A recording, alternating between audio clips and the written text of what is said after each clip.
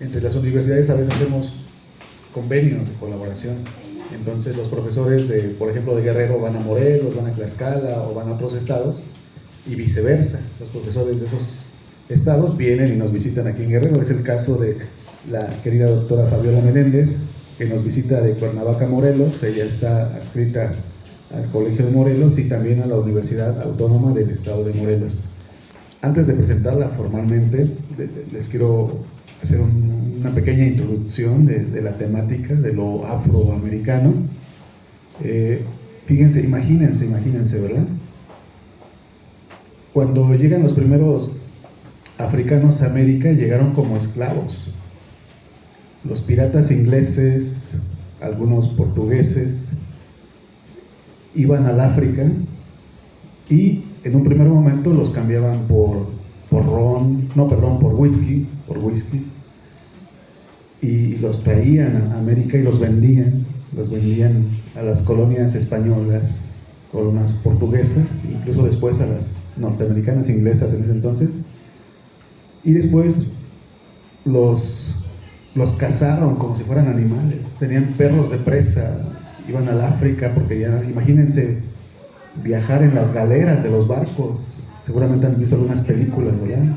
Cómo son condiciones infrahumanas, literalmente los tenían a pan y agua, ¿verdad? Entonces, más de la mitad de esos esclavos africanos morían en el trayecto, eran poquitos los que llegaban y sobrevivían, y ese tráfico de la esclavitud duró casi toda la colonia, estamos hablando de casi 200, 300 años, imagínense, ¿no? De estar trayendo a los africanos a esclavizarlos aquí en América. Otro hecho muy injusto ocurrió justamente los conquistadores cuando llegan aquí, en este caso a la Nueva España. Hubo un debate si los indios, como los llamaban ellos, los indígenas, tenían alma o no. Entonces pasaron más de 50 años y en algún momento el Papa dice, sí tienen alma, entonces vamos a salvarlos, ¿no? Y todo lo feo, todo lo triste se cargó hacia los negros otra vez, hacia los africanos. Entonces, como ya no podían explotar a los indígenas como si fueran animales, les cargaron toda esa parte a los africanos. Entonces, ahorita esta charla que vamos a tener pues, va a ser muy importante en ese sentido, porque resulta que los afroamericanos sufrieron muchísimo, incluso hasta nuestra época. Todavía hay algunos afrodescendientes que les da pena, les da vergüenza, ¿no? Entonces vamos a platicar un poquito de todo eso. Voy a presentar ya formalmente a la doctora Fabiola Meléndez Guadarrama. Es directora del Afrolaboratorio Mexicano, profesora de tiempo completo en el Colegio de Morelos y docente de cátedra en la UAM. Afromorelense, historiadora por la UAM Iztapalapa, maestra y doctorante en estudios latinoamericanos por la UNAM. De 2013 a la fecha se desempeña como docente de cátedra en la UAM, en donde en 2015 crea su proyecto personal, Afrolaboratorio Mexicano, de investigación e interpretación a favor de la inclusión y no discriminación afrodescendiente en México, vinculado a la agenda del Decenio Internacional de las Personas Afrodescendientes de la ONU, fundadora del recientemente inaugurado Observatorio sobre Racismo y Xenofobia en Morelos, en coordinación con el Colegio de Morelos, la Ciudad de México, la UAM y las colectivas Afrolaboratorio Mexicano y Ebre Infancias. Con una trayectoria académica ininterrumpida de más de 20 años, Meléndez es especialista en estudios de poblaciones afrodescendientes con énfasis en mujeres, expertas en intervención social con perspectiva de género, enfoque intercultural y antirracista. Su investigación rescata la historia de los pueblos cimarrones en Colombia y México en la época colonial. Ha realizado investigación sobre la diáspora africana en América Latina, en países como Colombia, Argentina, Uruguay, Salvador, Brasil, España y México, el Caribe también. Conferencista y tallerista nacional e internacional en temas como el racismo y la discriminación racial, con acreditaciones internacionales especializadas como el Certificado de Estudios Afro-Latinoamericanos de Harvard, Seminario Raza y Género en Claxo, diplomado en Estudios de Género del Colegio de México. Muchísimas gracias, Fabiola. Te escuchamos. Hola, buenas tardes. Muchas gracias por la invitación al doctor Oscar Luna. También muy agradecidas con los profesores que nos acompañan y sus estudiantes. La mayoría entiendo que son de letras, de literatura. Sí, bueno. Vamos a buscar conversar. Hace rato alguien me decía que venía de la Costa Chica y seguramente de otras regiones de aquí del estado de Guerrero. Para mí es un enorme gusto estar con ustedes porque parte de la conversación es una conversación etnopolítica que se está desarrollando en nuestro país, que tiene que ver con acceso a derechos colectivos, ¿sí? Bien, pero para eso, ¿no? O sea, hablar de los conceptos, hablar también de los elementos. Ustedes saben que desde la historia también se construye, desde la historia y desde la literatura, ¿sí?, se construye un relato político, ¿sí? Entonces, bueno, he nombrado un poco para poner ese contexto, para aterrizarlo también en nuestra realidad, en México y en nuestra región, en el centro del país, disputas sobre la historia y las identidades afro-latinoamericanas. Las que siguen, por favor. Bueno, es muy importante decir que, por ejemplo, hace rato que ponía el contexto el doctor Oscar Luna sobre la negritud, ¿no? Aquí, hace rato también la profesora Judith me decía, bueno, sí, venimos de acompañar los procesos comunitarios de los encuentros de pueblos negros, ¿no?, que surgen en la Costa Chica de Guerrero y de Oaxaca. El primero fue en Oaxaca, en el Ciruelo, en 1997, ¿sí? Estamos por cumplir el 26º encuentro de pueblos negros en México. Ojo, pueblos negros y no afrodescendientes, que es un poco lo que quiero discutir con ustedes, ¿sí? ¿Por qué negros y no afrodescendientes, no? La categoría afrodescendiente tiene una temporalidad que tiene que ver con un contexto internacional y por eso la conversación de aquí tiene ese corte. Es una discusión latinoamericana para pensar por qué sirve o por qué funciona en este momento, en esta coyuntura política en la que nos encontramos, hablar de afromexicanos y no necesariamente de personas negras. Esto no en todos lados es igual, y quiero poner aquí también un paréntesis. La categoría afrodescendiente es una categoría sociológica, ¿sí? ¿Para qué existe esa categoría sociológica? Para tratar de historizar la presencia de personas que tienen cultura, que tienen raíz, que tienen tradición, y no solamente reconocer por una cuestión fenotípica, ¿no?, o racial, ¿sí? Sin embargo, ¿sí?, yo quiero decir que esto no es lo mismo en toda nuestra región. Acabamos de tener una conferencia con una compañera de Brasil, ¿no? Ustedes saben que Brasil es el país de nuestra región, de América Latina, el último país en abolir la esclavitud en América Latina en 1888, o sea, prácticamente el siglo XX, ¿sí? Y por otro lado, es el país que tiene porcentualmente mayor presencia afrodescendiente en nuestra región, en América Latina. Más del 50% de su población se autoadscribe como afrodescendiente. Pero ¿qué nos decía Alessandra Dao? Y aquí la quiero citar, ¿no? Ella, por ejemplo, es una mujer racializada negra, ¿sí? Y ella no se presenta como una mujer afrodescendiente, sino como una mujer negra. Algunas de las conversaciones sobre por qué es importante, yo por ejemplo ahorita que revisaron mi currículum, ¿no?, yo me presenté como una historiadora afromorelense, ¿sí? ¿Por qué me presento como una historiadora afromorelense? Por mis tradiciones y cultura, ¿sí?, que eso es la pregunta que viene en el censo. Yo me considero una mujer afro-mexicana, ¿sí?, que va más allá, ¿no?, de la distinción fenotípica, sino también está recuperando un elemento de cultura, ¿sí? Y como decía, ¿no?, y ya con esto voy a comenzar y cerrar mi paréntesis, es muy importante decir que estas conversaciones étnico-raciales no están cerradas, que son, digamos, distintas en nuestra región.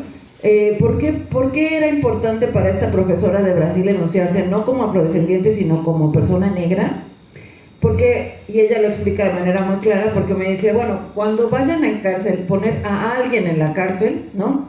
Van a poner a la cárcel a la persona más morena, ¿no? ¿Cuál es la diferencia? Ella lo decía en términos coloquiales, esto no es propiamente así, pero ella lo decía así. ¿Cuál es la diferencia entre una persona negra y una persona afrodescendiente? Me decía, bueno, en el tema afrodescendiente caben muchas mezclas, ¿no? Hay una raíz, que es la cultura africana, pero caben otras mezclas, ¿no? En México incluso se habla de una categoría afroindígena, ¿sí? Que no es, digamos, parte de las complejidades, ¿no? Es importante decir que estas categorías que estoy nombrando, ¿sí? No todas tienen el mismo peso jurídico, ¿sí? Por ejemplo, se está legislando y avanzando sobre la categoría afromexicano, pero no existe, así como se piensa en lo cotidiano, eso lo discutimos aquí en la academia, en las universidades, la categoría indígena es una categoría que explica muchas cosas, pero que jurídicamente no existe, ¿sí? Entonces tenemos que ir considerando qué tipo de academia somos, ¿no? En relación a buscar esta también incidencia política. Entonces, bueno, lo que preparé, ¿no? Está un poco, ¿no? En relación a donde nos encontramos, a pensar que hablar de afromexicanidad requiere hablar de afrolatinoamericanidad, y más allá de eso, ¿no? En una perspectiva de, como lo decía Leila González, ¿no? También esta antropóloga y geógrafa brasileña, ¿no? De una amefricanidad. ¿Qué significa este concepto? Ir reconociendo esta raíz tanto de origen africano como indígena en nuestra región, como el centro de la construcción de las identidades. Entonces, para eso la idea de pensar esta agenda internacional del segundo decenio de los afrodescendientes en clave de reparación, ¿sí? En clave de reparación para buscar sanar las heridas del pasado, pero no solo para eso, sino para buscar disminuir las brechas históricas de desigualdad. Y entonces, en términos identitarios, y aquí lo organicé de esta manera, hablar, no sé si alguien de aquí conozca el concepto cimarronaje. El concepto cimarronaje es un concepto que existe en la época colonial, pero que tiene una definición, ahorita la voy a dar, pero que en tiempos contemporáneos esa categoría se vuelve también una bandera política de los movimientos afrodescendientes en nuestra región, ¿sí? Hay un cimarronaje histórico que aquí alude a las resistencias a la esclavitud en la época colonial, ¿sí? Tenemos muchos casos emblemáticos, uno de los más importantes es Yanga, pero hay otros, en Oaxaca también, en Amapa, ¿no? Hay varias referencias sobre estas huidas que conformaban pueblos libres, ¿sí? Esas ideas, ¿no? Están trasladadas, ¿no? A estos cimarronajes contemporáneos. Pues ustedes, por ejemplo, siguen en redes sociales algunos activistas afrodescendientes en nuestra región, o sea, por región me refiero a América Latina y el Caribe. Van a encontrar, por ejemplo, muchas referencias a estas por ejemplo, cimarronas en femenino, cimarrones, con la idea de recuperar ancestralidad y con la idea de enunciarse en un sentido etnopolítico, ¿sí? Entonces, ahí está la diferencia. Y por último, la organización de esta ponencia tiene que ver con buscar, ¿no? Que otra vez los temas de incidencia, ¿no? Cómo buscamos los retos para la inclusión afrodescendiente en nuestra región. ¿A qué sigue?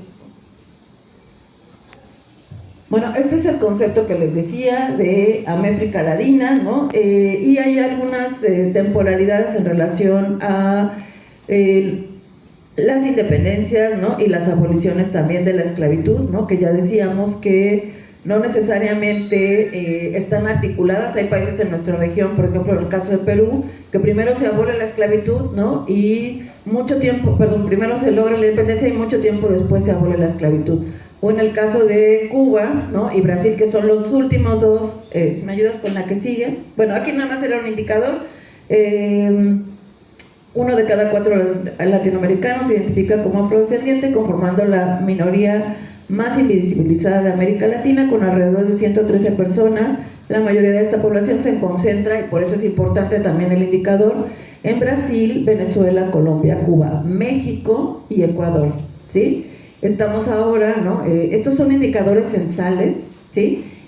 También es muy importante decir que México por primera vez tiene su indicador censal en 2015, el intercensal, y finalmente el Censal de 2020. Hoy nos encontramos justo, seguramente ustedes están bien informados, ¿no? Durante la segunda semana de octubre a la segunda semana de noviembre de este año 2025 se está desarrollando la encuesta intersexual, que también tiene el tema de categoría étnica, ¿sí? Indígenas y afrodescendientes van a estarse contando, ¿no? Para pues, buscar articular con política pública. Entonces México está ahí. Adelante, por favor. Aquí, bueno, el tema de los abolicionismos, decir que ¿por qué nos importa la mirada latinoamericana y caribeña? Porque hay un referente muy importante de construcción de identidad y pues digamos continental, ¿sí? Aquí, por ejemplo, Haití, ¿no? Esta pequeña isla del Caribe, ¿no? Que es, digamos, un gigante en la construcción histórica, es el detonante de la primera revolución social, ¿no? En esta revolución que es proclamada por personas esclavizadas, negras, afrodescendientes, ¿no? Y que conforma el primer referente. O sea, cuando se surge la revolución haitiana en México, en la época en este momento pre-independentista, se hablaba del miedo haitiano, se hablaba de lo que estaba pasando en Haití. Bueno, México justo es uno de los países más tempranos en abolir la esclavitud, ¿no? O sea, ustedes saben que finalmente se concreta en 1821, pero desde los primeros documentos, ¿no? Hay la búsqueda de abolir la esclavitud. Entonces aparece también ahí como un referente Estados Unidos, Cuba y, como decía hace rato, ¿no? Brasil, el último país en abolir la esclavitud. ¿Por qué Brasil es el último país en abolir la esclavitud? Y esto seguramente los que les gusta la teoría marxista no podrán apoyar esta idea, ¿no? A veces, bueno, y hay grandes investigadores también caribeños, ¿no? Que lo han trabajado, ¿no?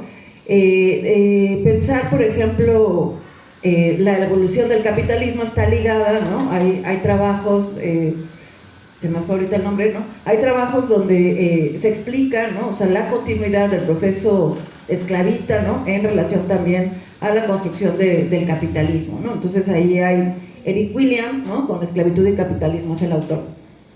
Entonces, bueno, hay una mirada, ¿no? Cuando se estaba aboliendo la esclavitud en el mundo, ¿no? Por ejemplo, Brasil, ¿no? Seguía siendo el principal productor de caña de azúcar, ¿sí? ¿Quiénes le compraban esa caña de azúcar? Los ingleses. Los ingleses, que se proclamaban como, pues digamos, los abolicionistas de los mares, ¿no? Y que decían que se limpiaba se limpiaba la sangre, pues sí, o sea, se limpiaba de esa mano de obra esclava, ¿no? Porque ellos la limpiaban y la trabajaban allá, ¿no? Para industrializarla en azúcar, ¿no? Entonces, bueno, es un poco gracias, la que sigue. Aquí no voy a ahondar, ¿no? Pero sí es importante decir que en esta idea de construcción de las identidades, los estudios históricos del siglo XVI al XVIII han sido no solo pioneros, sino han sido la base de la construcción identitaria de las comunidades afro-latinoamericanas, ¿no? En el caso de Brasil, por ejemplo, esto se ha llevado ya a política pública, ¿no? Si ustedes se meten, por ejemplo, en la página del Ministerio de Igualdad Racial, ¿no? Hay una sección que se llama quilombolas. Los quilombolas son, digamos, el referente que tenemos aquí de los palenques. ¿Qué son los palenques? Los espacios donde las personas huidas conformaban sus pueblos, digamos, en resistencia, en libertad, ¿no? En clandestinidad, ¿sí? Entonces, los cimarronajes históricos, ¿no? Han servido para ubicar cuáles son, digamos, las formas en que resistieron, ¿no? Hay varias formas en que, y aquí también en intersección de género, las mujeres y hombres resistían, ¿no? Y cada vez que yo he tenido la oportunidad de indagar sobre un palenque en Cartagena de Indias en el siglo XVII, ¿sí? Donde la lideresa cimarrona, ¿no? La líder de estos palenques, ¿no? Era una mujer de nombre Leonor, que de acuerdo a la investigación es una mujer que tiene referencias toda la población del Palenque tiene referencias a la región Congo-Angola, ¿sí? Y pasan cosas muy interesantes, ¿no? Por ejemplo, en este liderazgo de Leonor es una mujer que el papel que tiene en la comunidad es por un lado es dual, ¿no? Por un lado es líder espiritual, ¿no? Y por otro lado es una lideresa militar, ¿sí? Esto también, ya en comparativos, y voy a avanzar rápido también con esta parte, en comparativos vamos viendo cuál fue, ¿no?, el papel de las mujeres también en estas resistencias, ¿no? Entonces, hay que seguir también indagando para poder tener más referencias, ¿no? Esto también en relación a dónde están estos liderazgos femeninos, y por eso también hablamos no solo de cimarrones, sino de cimarronas, ¿sí? Bien, adelante. Bueno, aquí en ¿no?, hago una pregunta: ¿qué se entiende por resistencia etnopolítica afrodescendiente en la época colonial? ¿No? Bueno, aquí también es poner acento, ¿sí?, en recuperar pasado de las mujeres de origen africano y afrodescendiente, buscar revertir, ¿no?, aquellos relatos de marginación e invisibilización de estos protagonismos femeninos en resistencia, que tiene que ver con sus espacios, digamos, de habitar, como los casos de los cimarrón, perdón, como el caso de los palenques, perdón. Es el caso que explicaba, ¿no?, de Leonor, ¿no? Y lo importante aquí, ¿no?, y es lo que quiero poner acento, ¿no?, es como estas organizaciones políticas las vemos también desde la época colonial y creemos, ¿no?, que también tienen continuidad.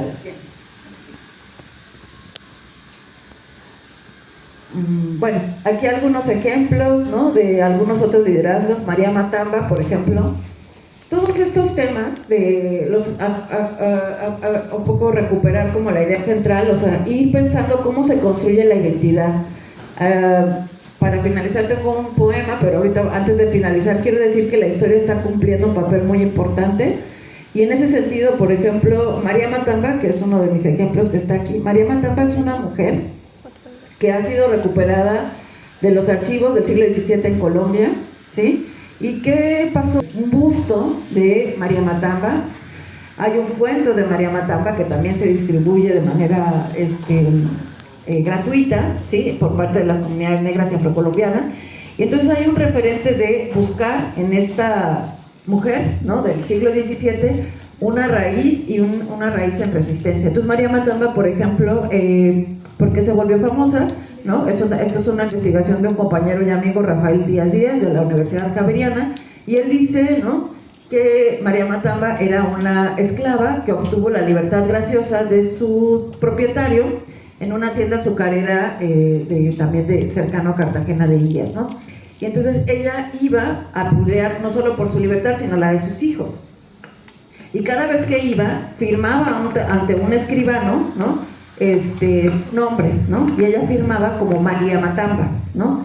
Entonces, ¿qué fue lo que pasó una y otra vez cuando ella iba con este escribano? Es que el escribano tachaba el nombre de María Matamba y ponía María de Layos, es decir, su nombre como propiedad del hacendado. Entonces, son estos pequeños rasgos, estos pequeños guiños que nos dice la historia, ¿no?, que hace que nosotros podamos voltear a ver estas fuentes históricas en un referente también etnopolítico, ¿sí? Entonces, bueno, hay otros casos, pero bueno, adelante. ¿La que sigue? Bueno, me estoy soltando un poco los ejemplos más específicos coloniales para ir directo también a la pertinencia de que estos estudios, ¿no?, tengan una vinculación, como dije hace rato, etnopolítica, ¿no?, y están también en relación a esta agenda global, ¿no?, que yo decía hace rato, de reparación, ¿sí?, de reparación en un sentido también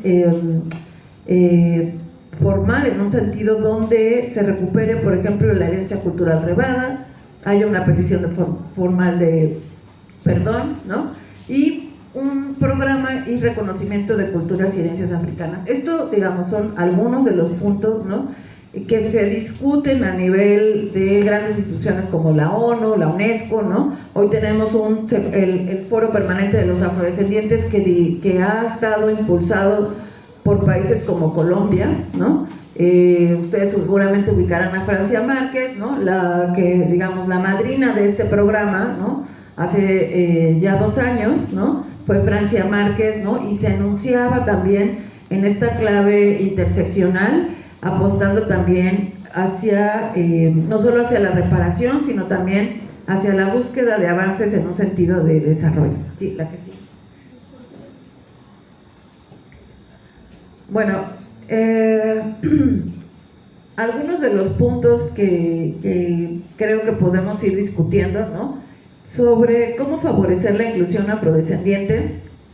Yo les decía hace rato que estamos en un momento clave para pensar la construcción de indicadores, que eso no lo es todo, ¿sí?, pero es una oportunidad en un sentido de visibilidad estadística, ¿sí? La visibilidad estadística construye también indicadores étnico-raciales georreferenciados, ¿sí?, de las poblaciones afrodescendientes para ubicar pues diferentes intersecciones en relación a servicios, ¿no?, y derechos como la educación, la salud, la vivienda, la vulnerabilidad ambiental, entre otros, ¿no? En este intercenso del 2025 que está ocurriendo, por ejemplo, se discutió mucho con las comunidades afromexicanas también de aquí, de la Costa Chica, tanto de Guerrero como de Oaxaca, sobre la idea de que ya estaba en la configuración del concepto afromexicano y que entonces valía la pena quitar el concepto de negro, persona negra. Esto, como dije, no es una discusión acabada, no necesariamente hay, digamos, un consenso. Al final la pregunta se quedó igual, o sea, ustedes no sé si alguien ya tocaron a su casa, los personal del INEGI, pero la pregunta étnica tendría que ser así, que si por sus tradiciones y costumbres usted se considera una persona negra, afrodescendiente o afromexicana. Esa es la pregunta, y esa es la pregunta que se hizo en 2015, en 2020 y que se está volviendo a hacer en este intercenso 2025. ¿Por qué lo recupero? Porque es parte, ¿no?, desde una perspectiva estructural, de favorecer temas de visibilidad que nos lleven a, pues digamos, a provocar la política pública que necesitamos. Remediar la exclusión social estructural, segregación geográfica, a lo mejor ampliar también el tema de servicios en esta idea. Y por último, apoyar el desarrollo económico con perspectiva de género, ¿no? Muchos de los liderazgos comunitarios, como ustedes saben, son femeninos, y eso no es hoy, sino traté de ponerlo también en argumentación con los ejemplos que traje de María Matamba y de Leonor Criolla, ¿no?, también ambas de Colombia. Sí, la que sigue, por favor. Esto es también importante, ¿no? Yo no he desarrollado la categoría sobre el racismo, pero cuando se habla de la agenda internacional de las y los afrodescendientes, esta categoría se vuelve central. Es la agenda, ¿sí? La agenda del combate al racismo se vuelve importante desde esta perspectiva, no solo para las personas afrodescendientes, sino para la humanidad, ¿no? Aquí tenemos casos emblemáticos que han generado política pública. Ustedes se acordarán de George Floyd en los Estados Unidos, este joven afroamericano que fue asesinado, ¿no?, en vivo, ¿no?, por agentes policíacos, ¿sí? Estas historias que conmovieron al mundo generaron a partir de ahí, por ejemplo, el Día Internacional, el Año Internacional de los Afrodescendientes, y que fue provocando otros temas de política pública, ¿no? Pero ¿por qué lo menciono? Porque son temas que se han discutido. Aquí cito a Pastor Murillo, ¿no?, que es miembro permanente del Foro de los Afrodescendientes en la ONU. Él señala también la importancia de que estos temas se discutan no solo en los espacios especializados, sino también en otros lugares.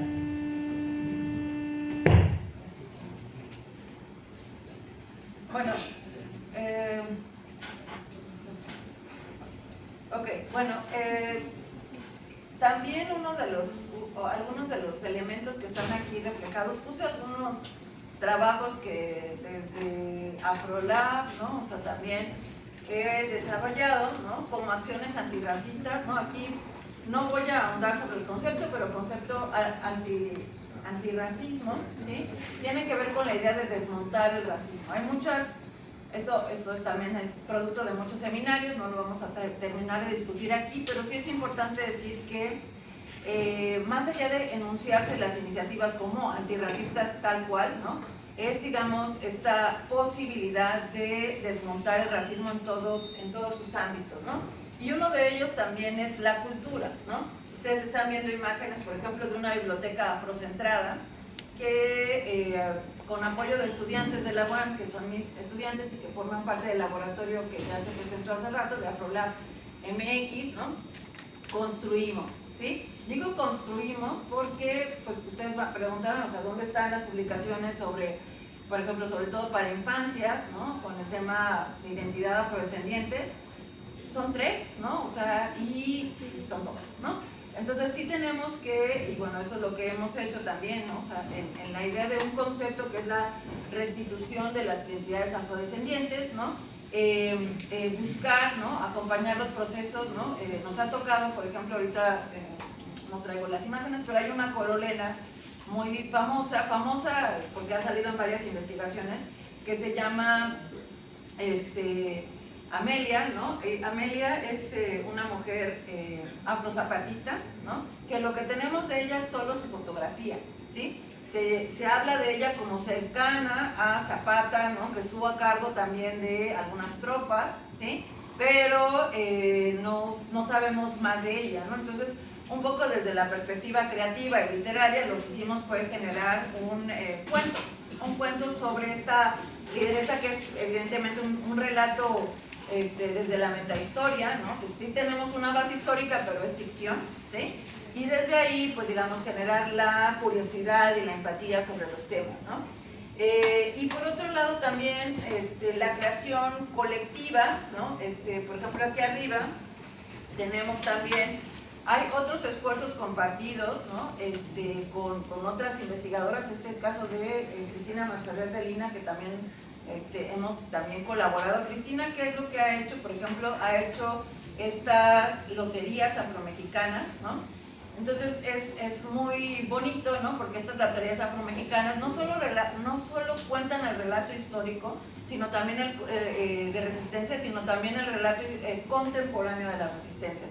Entonces uno en esa lotería ve, por ejemplo, amigas y amigos, ¿no? O sea, ve, por ejemplo, a la reciente senadora Celeste Sánchez, ¿no? Y varios de las compañeras como nombradas desde una perspectiva también que dignifica su trabajo, ¿no? O sea, por ejemplo, como abogadas, como profesoras, ¿no?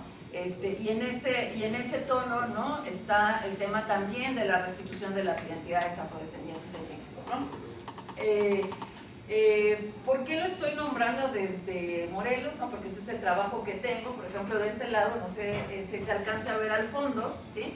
Al fondo hay un mural, ¿no? Que se consigue hacer, ¿no? También con un proyecto federal, con el INPI. Ustedes saben que no tenemos una institución del Estado para apoyar a las comunidades afromexicanas, pero pues el INPI desde 2019 está obligado también a atender, ¿no? Entonces, se logró, yo coordiné este proyecto, ¿no? Que se llama Cartografías de la Presencia Afrodescendiente en Morelos, y lo centramos en una cimarrona, que es la que está hasta allá, hasta atrás, ¿no? Con un turbante, ¿sí? Que se llama la Reina Nani. La Reina Nani es una mujer de origen jamaiquino, que también en el siglo XVII ayudó, ¿no? A liberar a personas esclavizadas, ¿no? Ella, por ejemplo, a diferencia de otras lideresas, ella, por ejemplo, logró estar en un billete, ¿no? En Jamaica, ¿no? Hay varios monumentos que enuncian su presencia histórica en Jamaica, ¿no? Y se vuelve un referente latinoamericano, ¿no? Tenemos otras lideresas de mujeres también cimarronas y resistentes. Seguramente han escuchado hablar de Harriet Tubman, ¿no? Que es entre la frontera entre Estados Unidos y Canadá, que también se vuelve una abolicionista, ¿no? Y bueno, se vuelve parte también de estas historias en resistencia. Y entonces frente a la Reina Nani está el cañaveral, y frente está un niño, ¿no? Ustedes saben, los de la costa, ¿no? Una de las danzas emblemáticas de la afromexicanidad es la danza de los diablos, ¿no? Que ustedes ubicarán, que ha sido estudiada como referentes también de la cultura bantú, ¿sí? Y bueno, un poco esta colonia donde se hizo esta actividad, ¿no? Es una colonia que tiene poblaciones, por ejemplo, afroguerrerenses, ¿sí? Que ya radican en Morelos desde hace más de 40 años y por eso también se autoadscriben como afromorelenses, ¿no? Ellas y ellos, por ejemplo, ¿no? Buscan también su lugar, ¿no? En los procesos de identidad del Estado. Entonces, los que están viendo la fotografía es una fotografía de un taller con niñas y niños, ¿sí? De la comunidad, para hablar de cuál es el origen de la danza y por qué algunas de las personas que habitan esta colonia, que se llama Paracas, que está en el municipio de Yautepec, aquí en Morelos, la bailan, ¿no? Porque cuando se ha llevado esta danza, la gente tiene expresiones como de, bueno, eso es como allá en mi pueblo, a mí me gusta mucho esa danza, ¿no? Qué bueno que se hace, ¿no? En fin, o sea, algunas expresiones de interés, ¿no? También para aquellos que no las conocen. Entonces, fue un taller donde se habló de esta actividad y se hicieron estas máscaras con las niñas y los niños, ¿no? Entonces, así como y estas actividades de poesía, también antirracistas. La que sigue, creo que se está acabando la pila. Quería que vieran este mapa, ¿no? Poco por eso también el interés de conversar con ustedes, ¿sí?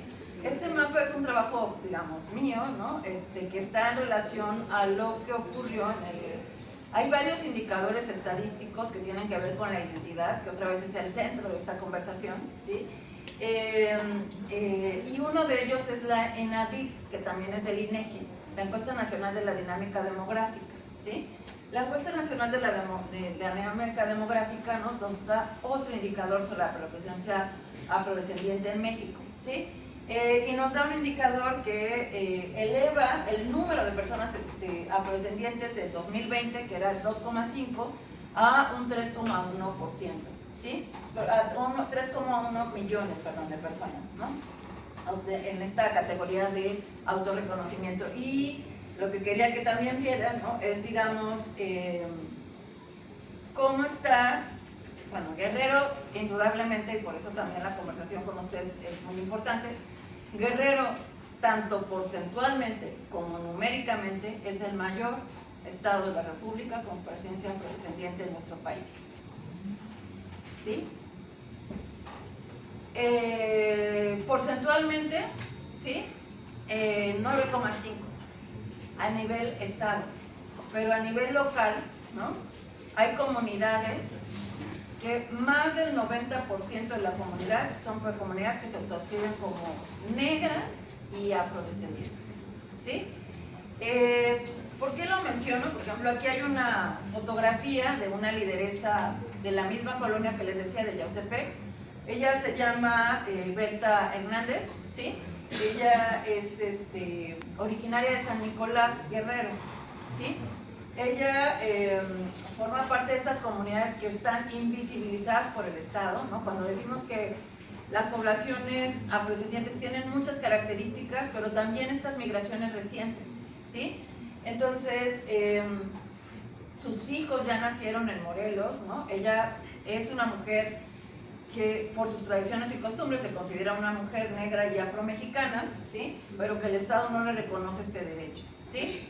¿Qué es lo que hace que se refleje más allá de su color de la piel esta identidad? Pues su cultura, ¿sí? Ella, por ejemplo, es famosa en su colonia porque es la señora que mejor prepara los tamales, ustedes seguramente ubicarán bien, de carne cruda, y cuando tienen la posibilidad, ¿no?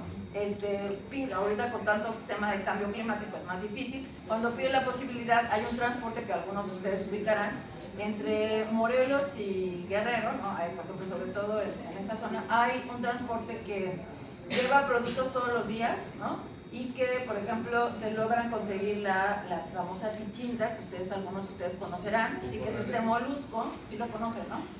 Sí. Que es este molusco, ¿no? Del manglar, ¿no? Donde se ha vuelto también un referente gastronómico muy importante. Por ejemplo, ella a menudo, ¿no? Solicita, ¿no? Bajo este transporte que le llaman el Buda, ¿no?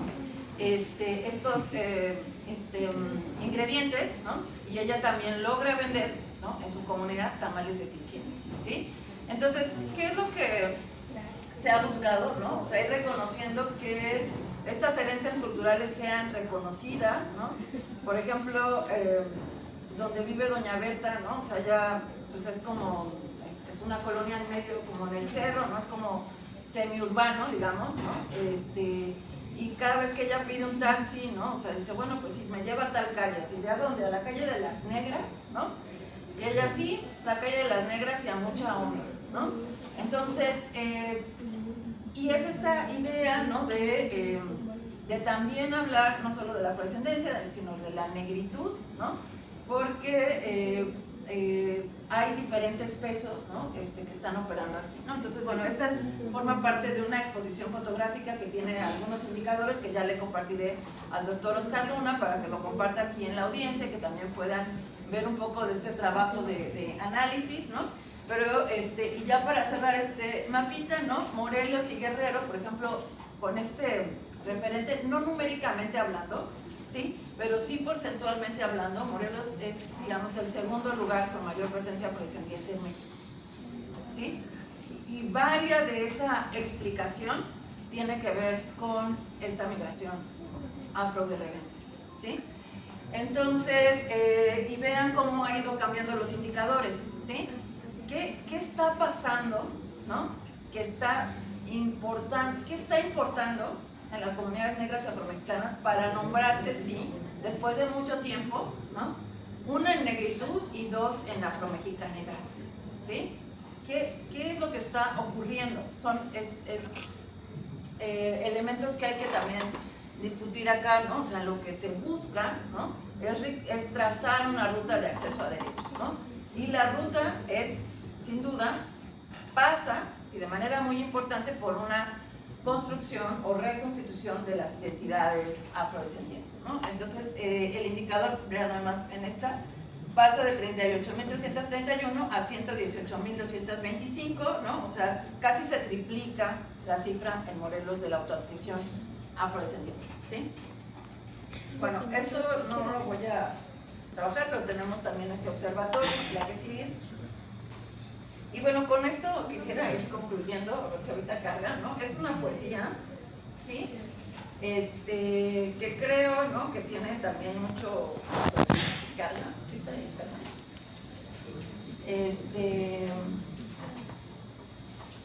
¿Cuál era? No, perdón. No. Bueno, la tengo acá. Si no, pues se las comparto nada más para cerrar, ¿no? Esta conversación. Lo que quería compartirles, ¿no? Es, no se pudo, ¿verdad? Se los comparto también para que lo tengan aquí, ¿no? La poesía, ¿no? Ustedes saben, ¿no? Que tanto quiero referirme también al trabajo de Aimé Césaire, ¿no? Con esta construcción, ¿no? De la negritud, ¿no? Hay un referente muy importante, ¿no? No solo a la ancestralidad, sino a las resistencias contra la esclavitud. El relato de la esclavitud en la poesía y en la literatura cimarrona, como expliqué en un sentido contemporáneo, es la base, ¿sí? De la creación y es la base de la construcción etnopolítica de las poblaciones, no solo en México, sino en América Latina. Y el referente de la negritud es un referente central para discutir las diferencias, ¿no? de desigualdades históricas que también están buscando tener, pues, un referente de justicia, ¿sí? Entonces, bueno, a grosso modo, la última, si quieres, nada más, ¿no? Esa no.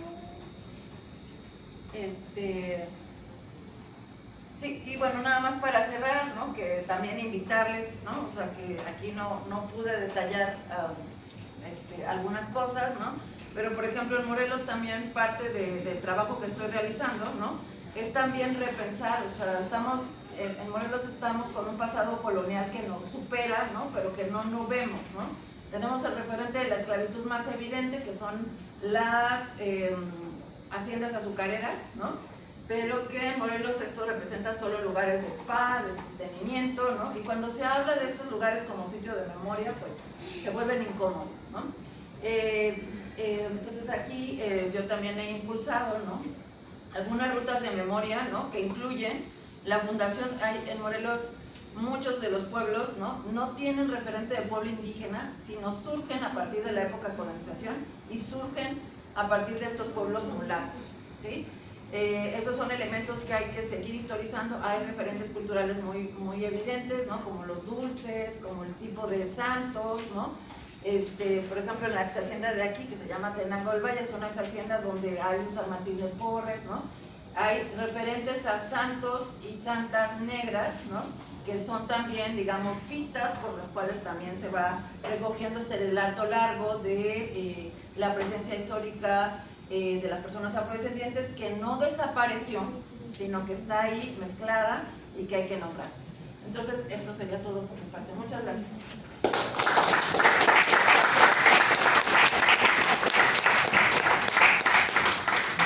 Muchas gracias, Fabiola. Sí, miren, antes que vaya el doctor Gil, agradecerle su presencia, que nos acompañó con su grupo, agradecerle también a la doctora Judith Solís, que está con nosotros acompañándonos, a la maestra Irene Arbelo, ¿verdad?, que está acá con nosotros, también al doctor Ignacio Eulogio, al compañero Francisco Aponte, y obviamente, como empecé, agradeciendo a los estudiantes de licenciatura, a los estudiantes de la maestría. Muchísimas gracias por estar aquí con nosotros. Sí, son temas muy importantes que tenemos que trabajar, ojalá. De hecho, ya estamos con la vinculación con Fabiola. Hace algunos meses fuimos con algunos estudiantes de literatura a Cuernavaca, fuimos al Colegio de Morelos, a una conferencia magistral, fuimos al Palacio de Cortés, después fuimos a la Universidad Autónoma de Morelos, nos dio una guía Fabiola, un recorrido. Ya regresó a pagarnos la visita, ¿verdad? Entonces ya estamos planeando para los estudiantes de literatura y también para los de la maestría, que a lo mejor vamos a organizar para febrero tal vez un recorrido por las haciendas azucareras, ¿verdad? Para que vean cómo era la esclavitud tanto de los indígenas como de los afromexicanos, ¿no? En condiciones terribles, imagínense, con la zafra a 40 grados centígrados, era completamente inhumano, ¿no? En ese sentido, efectivamente, como dice Fabiola, por la colonización, el racismo es evidente, pero se ha invisibilizado. Nosotros como humanistas, como compañeros de una comunidad como la de Filosofía y Letras, debemos de estar atentos cuando los conquistadores y los colonizadores destruyeron las pirámides, quemaron los códices, quisieron arrancarle las raíces a los indígenas. Con los africanos fue lo mismo. Hacían lotes de negros que hablaran diferentes lenguas para que no pudieran comunicarse entre ellos.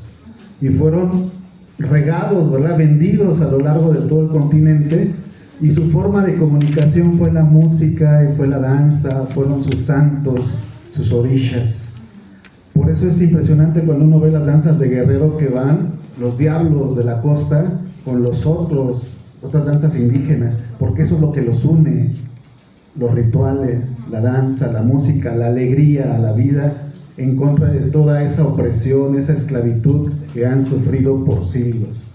Entonces, vamos a dar una vuelta de preguntas, vamos a abrir el espacio para ustedes, los que pusieron mucha atención, los que quieran preguntar. Por ejemplo, Daniela, es un tema de tesis, ¿verdad? Por ahí va, ¿verdad? ¿Quién quiere participar? ¿Quién levanta la mano? Muy bien. El compañero, el doctor Nacho, Judith, Ireña, cuatro participaciones. Víctor, ¿verdad? Diego. No, fácil, me llama la atención cuando mencionan no sanar el pasado, sino disminuir las brechas sociales y jurídicas. Una pregunta, ¿cuáles son los impedimentos jurídicos que te has encontrado para que esto no sea posible? ¿Por qué no hay ese reconocimiento jurídico?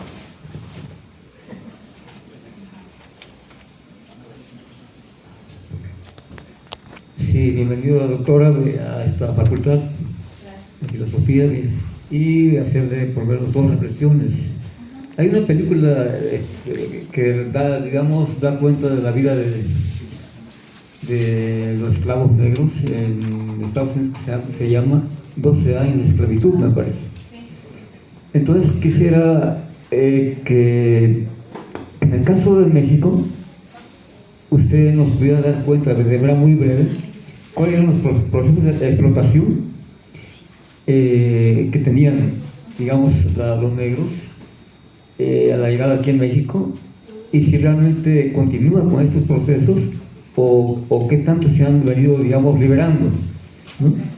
Una es esa, y la otra, las mentalidades que tienen que ver con la cultura, la ideología. Si realmente estas mentalidades se han instalado como una colonización por parte de un sistema totalmente que controla al individuo, y que por tanto, como decía aquí, es que los separaban para que no se comunicaran, yo digo también para que no cobraran conciencia, no se organizaran, para que no lucharan con conjunto y por tanto se rebelaran contra este tipo de poderes. ¿Cómo han sido, digamos, las mentalidades? Si decían, oye, el negro y el indígena hay que civilizarlo, ¿cómo ha sido ese proceso de civilización en este tipo de, digamos, de clases sociales? Gracias.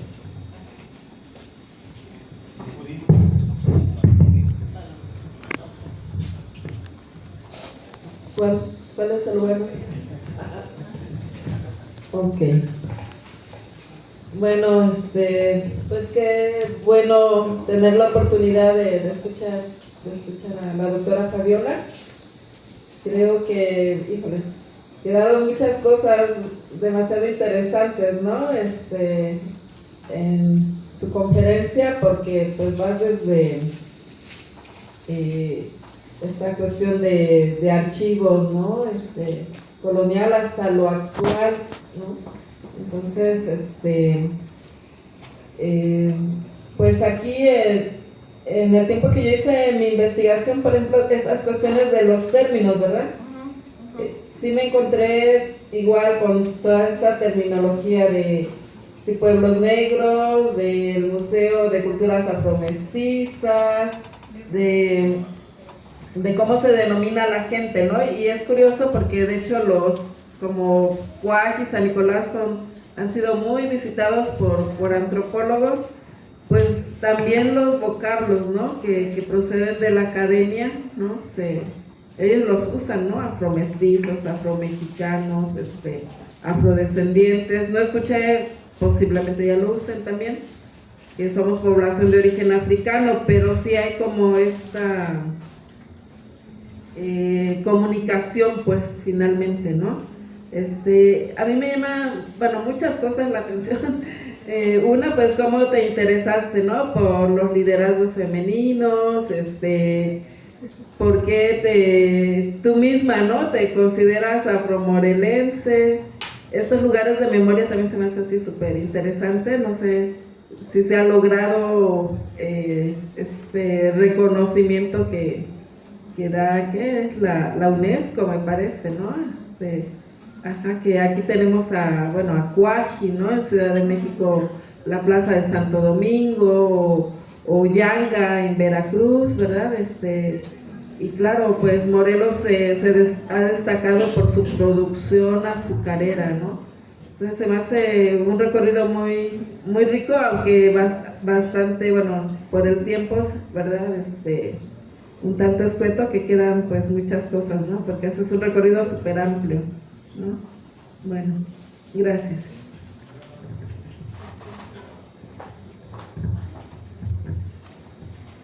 Hola, muy buenas tardes ya. Gracias, agradecerle a la doctora Fabiola, al doctor Oscar como parte de los trabajos del cuerpo académico y a todos los que nos acompañan.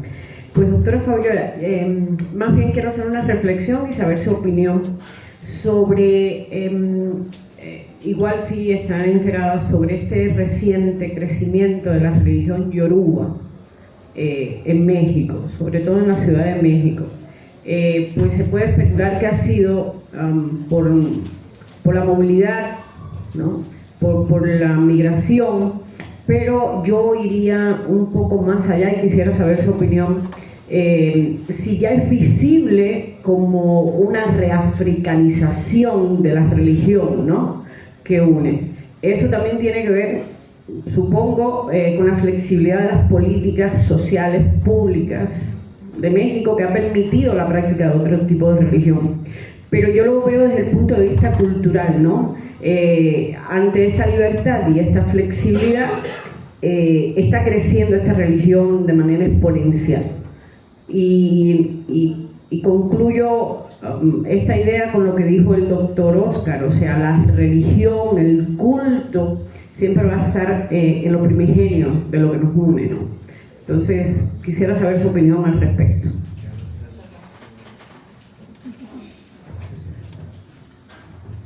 Sí, ya se escucha. Muy bien, sí, le vamos a dar la voz a Fabiola, pero tantito para abonar a lo que dice Quirenia. Con Fabiola nos conocimos cuando estábamos estudiando portugués, ¿verdad? Y ahí coincidimos con lo afro. Yo en lo más a lo brasileño, también lo caribeño, lo Colombia, ¿verdad? Toda la parte del continente. Entonces, en su momento les puedo compartir, he publicado 4 artículos. Ya publiqué uno de Mamá Yemanyá, ya publiqué otro de Papá Shango, espero publicar pronto el de Shu Elewa. Y tenemos también uno de cimarronaje, de la biografía de un cimarrón, también publicado, y otro de Shango el Gran Putas, ¿no? En Colombia. Entonces, vamos a abonar, vamos a trabajar en el laboratorio en algún momento. Muchas gracias. Sí, bueno, agradezco sus preguntas. Ojalá que también los estudiantes se animen, ¿no? a compartir. No tiene que ser pregunta, puede ser alguna reflexión. Pero sí, creo que se han dicho varias cosas. Sí, evidentemente fue un planteamiento muy general. Yo soy historiadora colonialista, ¿no? Pero también me interesa mucho el papel de la historia con esta perspectiva de incidencia política, ¿no? Y porque veo particularmente la fuerza que tiene la historia para poder lograrlo. Entonces, bueno, quería comenzar, ¿no? Con esta idea de pues las dificultades en términos jurídicos. Otra vez, nombramos desde la perspectiva de una lógica afro-latinoamericana, porque el concepto mismo es un concepto que tiene que ver con el contexto global, ¿no? La categoría de afrodescendientes surge en Durban en 2001, ¿no? Y surge a partir también de la necesidad de reparar, ¿no? Acuérdense que venimos de lo que significó en Sudáfrica el apartheid, ¿no? Entonces, con esta idea de no repetición, Durban se reúne, ¿no? Para buscar pues abatir el racismo, la discriminación y todas sus formas conexas, ¿no? De intolerancia. Entonces, el hueco jurídico sobre los conceptos es enorme, ¿no? Pero sí es importante decir que estamos frente pues a la búsqueda de derechos colectivos. Por eso es que el tema de la identidad es súper importante, no es es central, ¿no? Es central porque cuando hablamos de quiénes son las personas afromexicanas, pues entonces hay una variable muy grande, ¿no? Y que termina pues sin llegar a donde tiene que llegar. Entonces hay que ser lo más propiamente enunciativos para que no quede nadie fuera. De hecho, hay un concepto, por ejemplo, que habla incluso de neo-afromexicanidades, ¿no? Que son estas migraciones en diáspora recientes, ¿sí? Que también ya tienen una presencia en el país durante ya nacionalizadas o nacionalizados, ¿no? Y que forman parte de la diversidad multicultural de nuestro país, ¿no? Entonces, en ese sentido, y los obstáculos, por ejemplo, en México, desde 2019 se ha acelerado un poco, ¿no? los reconocimientos estatales, ¿sí? 2019 fue el momento en que hay el reconocimiento constitucional a nivel federal, pero los estados van pues detrás, ¿no? En el caso de Morelos, por ejemplo, ese reconocimiento aún no llega, ¿no? Y estamos impulsándolo también, no solo desde la academia, sino desde el activismo para que eso ocurra. Entonces sí hemos tenido también ya, pues digamos, una propuesta y esperamos en próximas fechas que eso se logre. No siempre se logra de manera homogénea. Por ejemplo, hace rato que se hablaba del Encuentro de Pueblos Negros. El Encuentro de Pueblos Negros va a cumplir su 26ª edición y ahora se va a realizar, ha ido cambiando, ¿no? El año pasado, el 25º fue en Morelos, ¿sí? Y el que sigue es en Michoacán, en la costa, ahí cerca de Lázaro Cárdenas, ¿sí? Playa Azul se llama, 15 y 16 de noviembre. Todavía logramos ir. Bien, entonces en ese lugar, por ejemplo, va a estarse también discutiendo todos estos conceptos, generar consensos, ¿no? Sobre cuáles son las categorías que se requieren, ¿no? Y con ello dialogar con el Estado. Pero sí dialogar también con una perspectiva que incluya estas diferentes diásporas, ¿no? Entonces, bueno, eso por un lado, ¿no? Y sí quería decir que en el caso de los temas de el ejemplo de la película de 12 años de esclavitud, ¿no? Que habla de las condiciones de vida de una persona esclavizada. Eso también ha ido avanzando en México, ¿no? Para reconocer, quiero decir una cosa, que no hay, digamos, esclavitud buena ni mala, simplemente es esclavitud, ¿no? Y esto porque también, de acuerdo a los sistemas esclavistas, a veces decían, no, lo que pasa es que los franceses eran menos duros, ¿no? O sea, era esclavitud y punto, ¿sí? Pero en ese sentido sí ubicar, ¿no? Que por ejemplo en el caso anglo, ¿sí? La referencia a la religión, ¿no? A la religiosidad, tuvo ahí también una huella importante, por ejemplo en estos cantos gospel, ¿no? Y en estas como que se fueron ahí abriendo hueco, ¿no? Abriendo hueco en estas expresiones también culturales a partir de la religión hegemónica, ¿no? Entonces, sí hay, digamos, enunciamientos. Acordarnos que en la época colonial las personas esclavizadas no eran personas, sino eran animales. O sea, ¿dónde sabemos de sus historias? ¿No? Porque no les era permitido escribir, no les era permitido muchas cosas. Entonces sus memorias es muy difícil. Sabemos a partir de ellos, y esto es un trabajo que está también en proceso, a partir de documentos notariales. ¿Qué son los documentos notariales en la época colonial? Son donde están las pertenencias de las personas.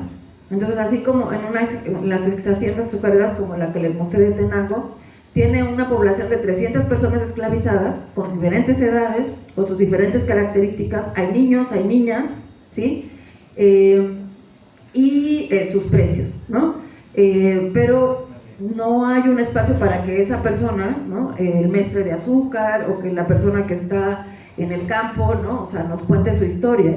Entonces, esos son, digamos, los problemas. La historia anglo, o sea, hay varios proyectos, ¿no? De historias de personas, que eso también se ha buscado mucho. Eso es un cambio de paradigma. Durante mucho tiempo, los que hacemos historia de las personas afrodescendientes en la época colonial, lo que nos interesaba era saber cuántos eran, ¿no? De dónde venían, y eso también ha sido importante. Hoy tenemos bases de datos internacionales muy importantes. Luego buscan una que se llama Slave Voyager, ¿no? Que es una base de datos internacional que nos dice, ¿no? O sea, de cuántas personas llegaron del Congo, en cuál barco, cuántas llegaron y cuántas no llegaron, ¿no? Qué edades tenían, ¿sí?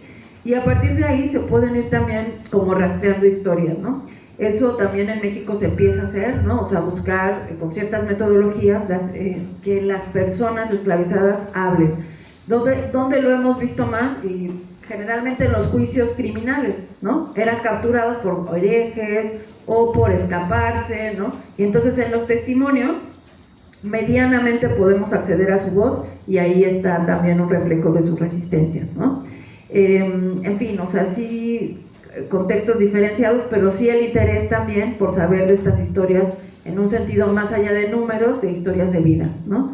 Sí, hay muchas historias, y muchas de ellas plagadas de violencias, ¿no? Como el caso de las infancias, pero ¿no? Hace rato que se hablaba de, hay un mapa que ha estudiado María Elisa Velázquez, un biombo, donde aparece la feria de Acapulco, ¿no? Y en esa feria de Acapulco, por ejemplo, es un detalle, ¿no? Pero es otra vez la mirada fina del historiador o de la historiadora o del investigador o investigadora, y lo que se ve es algo que se ha denominado como un corral de negros, ¿no? Y entonces es muy duro, ¿no? Porque digamos, es una pintura, es un biombo, pero se ve, pues digamos, a las personas encadenadas y se ve el contexto de la feria de Acapulco, ¿no? Entonces, bueno, un poquito para decir eso, ¿no? Y también en relación a lo que decía la maestra Judith, ¿no? Sí, de los conceptos, ¿no? Que la idea de nombrar todas estas diferencias en relación a las personas, ¿no? Está detonando también está detonado sobre todo también por los intereses. Yo hace rato, por ejemplo, les decía que si desde donde ustedes se enuncien, ¿no? en identidad, eso también está generando un cambio de paradigma, ¿no? para construir derechos, ¿no?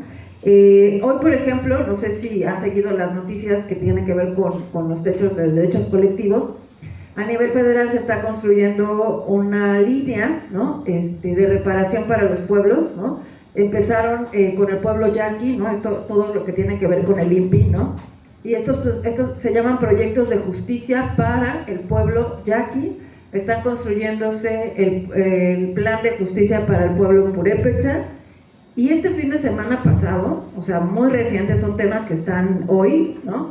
Se está empezando la discusión, empezó en San Nicolás, aquí en Guerrero, para el plan de justicia del pueblo afromexicano, ¿sí? Entonces creo que hay que estar muy pendientes, hay que buscar participar, ¿no? No son historias de muy lejos, son historias muy cercanas y pues es digamos una oportunidad, ¿no?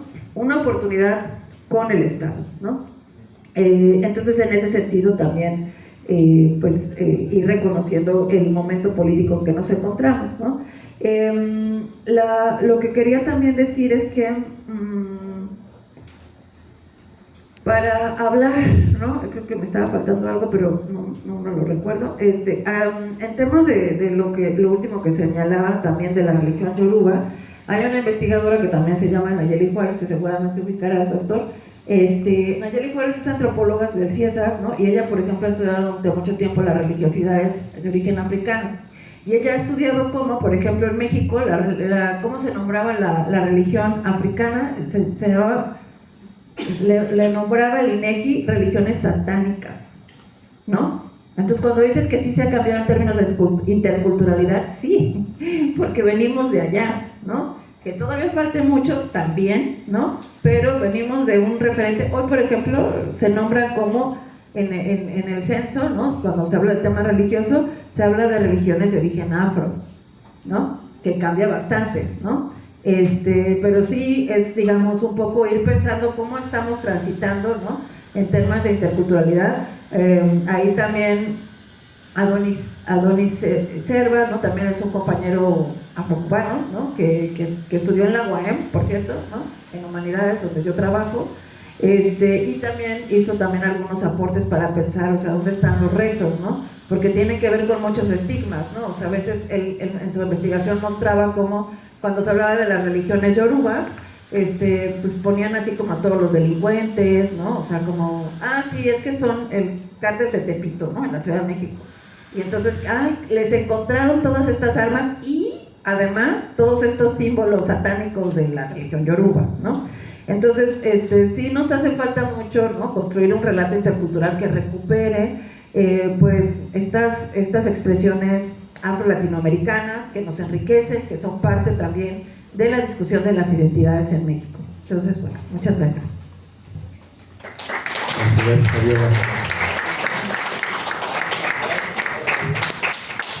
Por cuestiones de tiempo vamos a tener que cerrar porque la queremos invitar a que coma un pozole guerrerense para que no se vaya a ir sin degustar justo la gastronomía de nuestro estado. Entonces le vamos a hacer entrega de su constancia a la doctora Fabiola Meléndez Guadarrama por haber presentado la conferencia Disputas sobre la historia y las identidades afroamericanas en el marco de las actividades de divulgación de la ciencia y de las humanidades del cuerpo académico, estudios literarios, humanísticos e interculturales 249. Se realizó el 23 de octubre de 2025 en el auditorio de la Facultad de Filosofía y Letras Jesús Sampera Ahumada. Muchísimas gracias, Fabiola.